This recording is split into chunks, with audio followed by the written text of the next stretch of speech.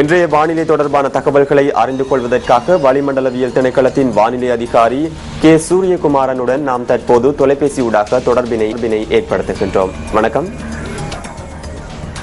வணக்கம். இன்று பிற்பகல் அல்லது மாலை வேளைகளில் மேற்கு மாகாணத்தின் சில பகுதிகளிலும் காலி மாவட்டத்தின் சில பகுதிகளிலும் மழை காணப்படும். இதை தவிர நாட்டின் அநேகமான பகுதிகளில் சீரான வறட்சியான காலநிலையே தொடரும் என்று எதிர்பார்க்கப்படுகின்றது. கடல் பிராந்தியத்தை பொறுத்தவரையில் இலங்கை தீவை சுற்றியுள்ள ஆழ்கடல் பிரதேசங்களில் எந்த ஒரு பகுதிகளில் மழை காணப்படாது. சீரான காலநிலையை அங்கும் நிலவும்.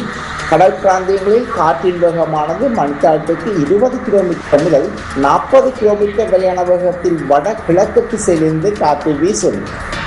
இன்று இலங்கை தீவை சுற்றியுள்ள ஆழ்கடல் பிரதேசங்களில் எந்த ஒரு பகுதிகளும் கொந்தளிப்பான நிலையில் காணப்படாது. சீரான காலநிலையிலேயே காணப்படும்.